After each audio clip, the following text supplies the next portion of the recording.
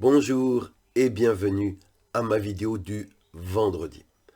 Aujourd'hui, on va parler sur Bible et adultère. Que dit la Bible à propos de l'adultère? L'adultère, c'est pour quelqu'un qui est déjà engagé dans un partenariat, dans le mariage, avec un époux, un conjoint, et qui est tenté d'aller voir ailleurs, d'avoir des relations avec quelqu'un hors de son partenaire de mariage.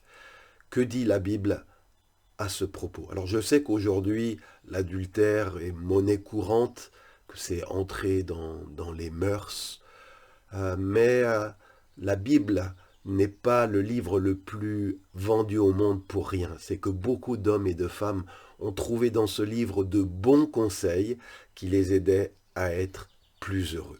Alors, il y a beaucoup de passages dans la Bible sur ce sujet-là, mais j'en ai choisi deux que j'aimerais vous faire découvrir et qui sont tous les deux tirés d'un livre biblique qui s'appelle le livre des Proverbes et qui est un livre entièrement dédié à la sagesse. Alors le premier texte que je vais vous partager, c'est dans le livre des Proverbes chapitre 6, les versets 32 à 35. Proverbes 6, 32 à 35. Et voici ce que dit le sage. Celui qui commet un adultère avec une femme manque de bon sens. Il veut se détruire lui-même. Celui qui agit de cette manière, il ne trouvera que blessure et déshonneur, et sa honte ne s'effacera pas. En effet, la jalousie rend un homme furieux et il est sans pitié le jour de la vengeance. Il n'accepte aucune rançon et il ne cède pas même si tu multiplies les cadeaux. Alors il est dit ici que avoir à commettre l'adultère, c'est manquer de bon sens. L'adultère est donc contraire à un comportement sage, prudent. Il est dit que celui qui commet un adultère avec quelqu'un se détruit lui-même. Donc en fait, l'adultère peut sembler tellement séduisant, peut sembler tellement bienfaisant, pourquoi s'en priver? Mais en fait, c'est comme boire un poison, ça va se retourner, que l'effet à long terme de l'adultère, c'est qu'il va détruire votre vie, qu'il va détruire votre mariage, détruire la confiance de votre conjoint, vous amener à vivre dans le mensonge, dans l'hypocrisie, les cachotteries. Et il est dit que celui qui agit de cette manière, qui mène une vie adultère, n'y trouvera que blessure et déshonneur. Oui, si tu ne veux pas connaître des blessures relationnelles, des blessures liées à des crises que tu devras affronter, et si tu ne veux pas connaître le déshonneur devant ta famille, devant tes proches, pour le jour où ce que tu fais en secret sera dévoilé au grand jour, eh bien, tiens tes pieds éloignés de l'adultère. Il est dit que quand tu seras démasqué, ta honte ne s'effacera pas. Tu seras comme marqué au fer rouge, ça sera marqué sur toi dans l'esprit des gens et tu regretteras et tu ne pourras pas effacer cette, cette réalité. Et puis il est dit aussi dans ce passage que l'adultère va suscite la jalousie du conjoint que tu as trompé. Et il est dit que la jalousie rend un homme furieux. Et quand un homme découvrira que tu as trompé en couchant avec sa femme, il est dit qu'il sera sans pitié au jour de sa vengeance. Et que tu auras beau essayer de l'amadouer, il n'acceptera aucune rançon, et il est dit, il ne cédera pas à la colère, même si tu multiplies les cadeaux. Et tu risques, gros, il y a des gens qui ont perdu la vie parce qu'un mari jaloux, un mari trahi, une femme trahie, eh bien, va voilà, arriver à commettre un meurtre vis-à-vis de celui qui l'a trompé tellement la douleur, la blessure est grave. Donc, c'est vraiment pas une bonne idée. Si tu veux une vie sage, tiens-toi à l'écart. Demande à Dieu de te préserver de ce qui causera ton malheur. Et le deuxième passage que je voudrais partager avec vous se trouve dans Proverbes, toujours au chapitre 6, les versets 20 à 29. Et je vous les lis. Il est écrit, mon fils, garde le commandement de ton père et ne rejette pas l'enseignement de ta mère, lis-les constamment sur ton cœur, attache-les à ton cou, ils te dirigeront dans ta marche, ils te garderont dans ton lit, ils te parleront à ton réveil. Voyez-vous, dans les générations passées, eh bien, nos parents, ceux qui nous ont élevés, nous enseignaient la fidélité conjugale, la fidélité sexuelle. Et il est dit ici, garde le commandement de ton père, ne rejette pas l'enseignement de ta mère, lis-les constamment à ton cœur, attache-les à ton cou, ils te garderont dans ton lit, ils te parleront à ton réveil. Le commandement que nous avons reçu, les consignes que nous avons reçues, on aurait vraiment tort de les jeter par-dessus bord. Ils nous ont été donnés comme des garde-fous pour nous éviter beaucoup de pièges et de tentations dans cette vie. Il est dit, en effet, le commandement est une lampe et l'enseignement une lumière, et les avertissements de l'instruction sont le chemin de la vie. Le fou ne veut écouter personne que lui-même. Mais le sage, il sait que l'enseignement reçu de ceux qui nous ont élevés, l'enseignement reçu à l'Église, l'enseignement reçu par la parole de Dieu, les avertissements que ces enseignements contiennent sont le chemin de la vie.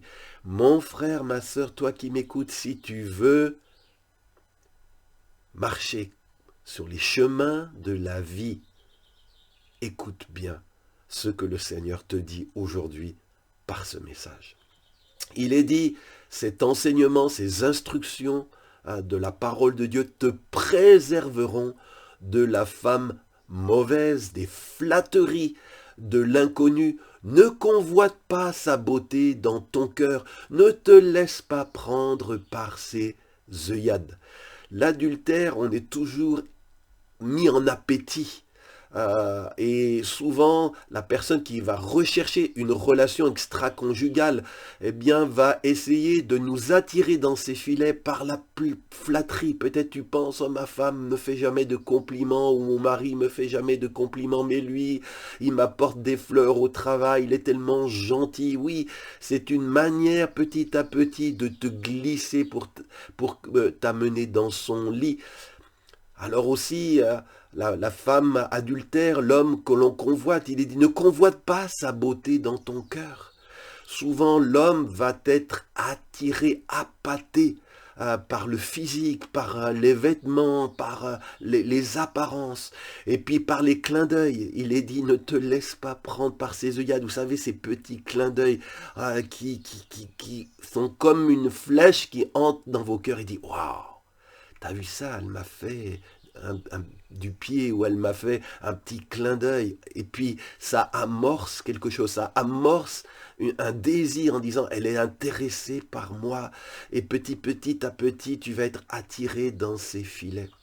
Et il est dit, en effet, pour la femme prostituée, on se réduit à un morceau de pain, et la femme mariée capture une vie précieuse. Ne te laisse pas capturer. Ne réduis pas ta vie à un morceau de pain. Ne vends pas ce que tu as reçu pour un plaisir éphémère dont les gains sont trompeurs. Et il est dit, peut-on prendre du feu contre soi sans que les habits ne s'enflamment? Est-ce que tu peux prendre de la braise chaude, la mettre dans ta poche sans être brûlé, sans que tes habits prennent feu?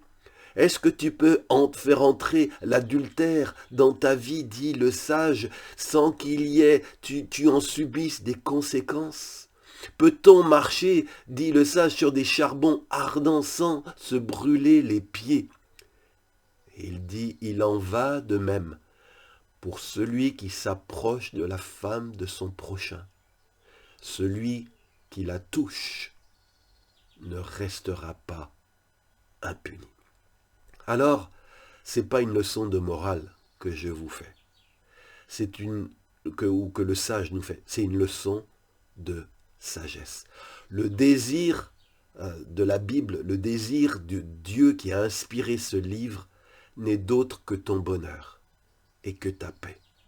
Alors je prie dans le nom de Jésus. Si tu as été tenté, si tu as été pris dans le filet de l'adultère, je prie au nom de Jésus que le Seigneur te parle.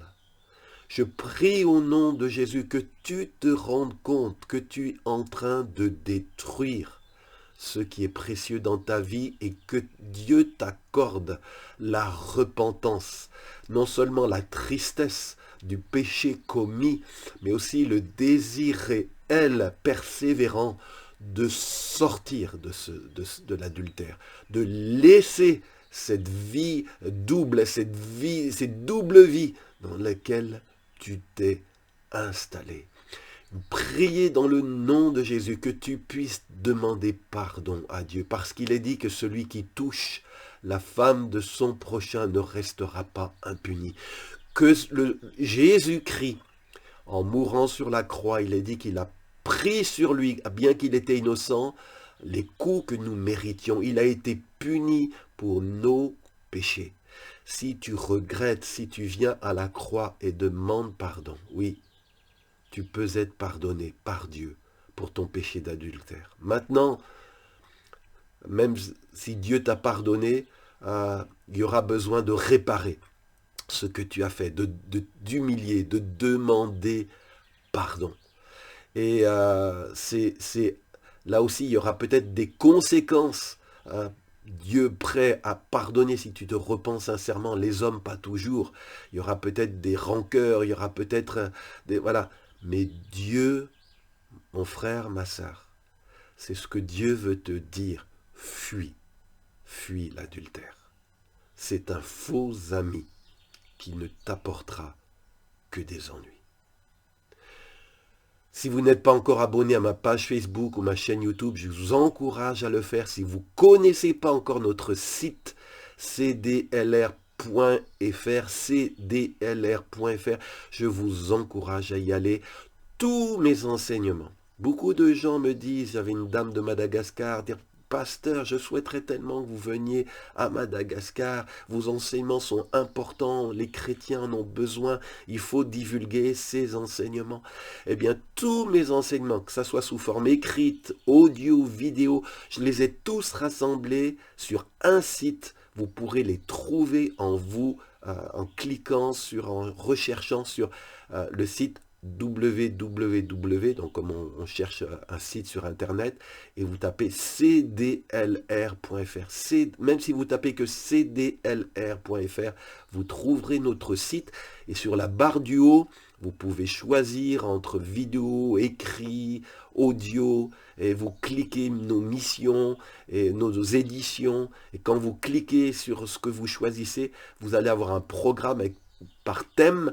Et dans chaque thème, il y a toutes sortes de messages. Je vous encourage vraiment à découvrir ce site et à le faire connaître autour de vous. Et je vous donne rendez-vous vendredi prochain. Et rappelle-toi, l'adultère est un mensonge qui veut amener dans ta vie le malheur. Alors sois sage et renonce-y.